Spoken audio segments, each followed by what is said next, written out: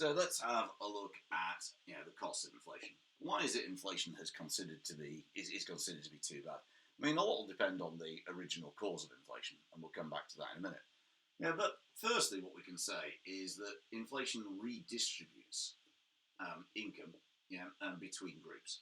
So it affects, there are redistributive effects. So it has greater effects on some people than for others.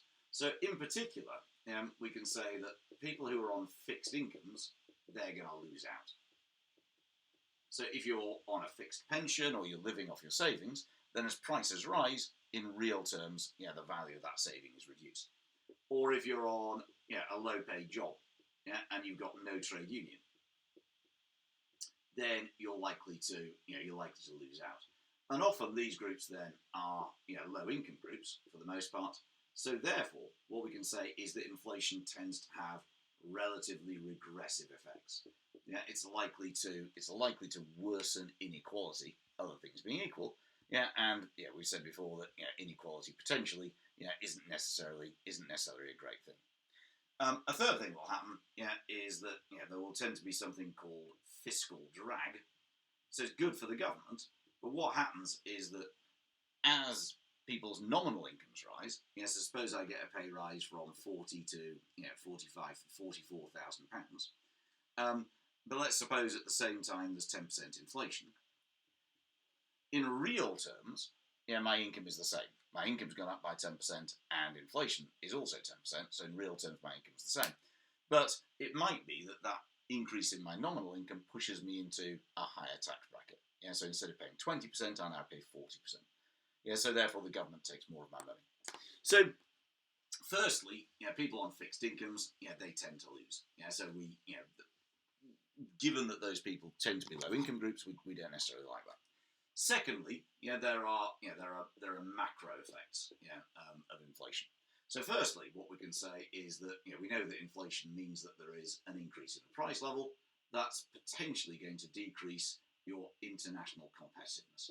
UK goods are becoming more expensive on world markets. Therefore, that can lead to a decrease in exports, increase in imports, and therefore worsen the trade balance. Now, it'll all depend on elasticity and all those sorts of things. But that's, it depends on how high inflation is, but that's your basic idea. Secondly, it's likely, because of A, a loss of competitiveness, and B, just a loss of confidence in the economy, it's likely to suddenly lead to a decrease in the exchange rate. There'll be capital outflows because people don't like inflation, international investors, because it's eroding the value of their money.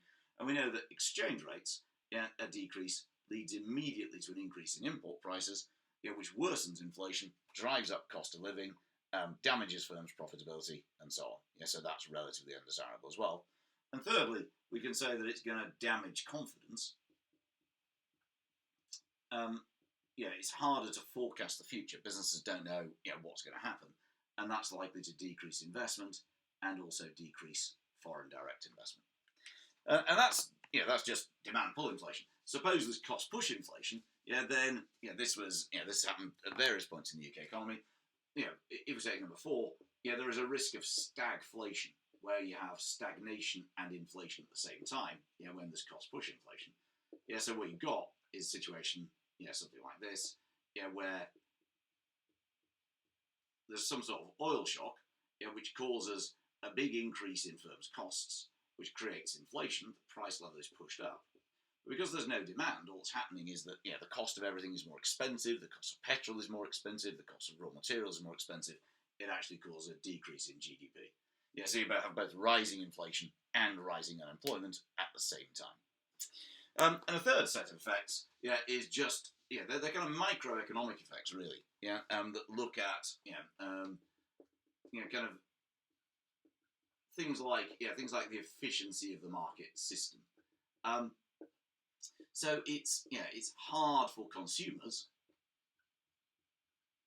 to judge what's a fair price. So they lose their pricing, they lose their price anchors, and therefore it's easier for inefficient firms to survive, because what we're doing is we're creating information asymmetry. We don't know where the cheapest firms are or who the cheapest firms are. Therefore, crap ones can survive, and that leads to a misallocation of resources. So fundamentally, then, inflation. I mean, obviously, much depends on how high inflation is. It's not necessarily the case, for example, that pensions will be cut in real terms because the government might decide to increase them in line with inflation. But if inflation is sudden and rapid, a lot of these costs will come about. And there's more details in the supporting notes in the OneNote.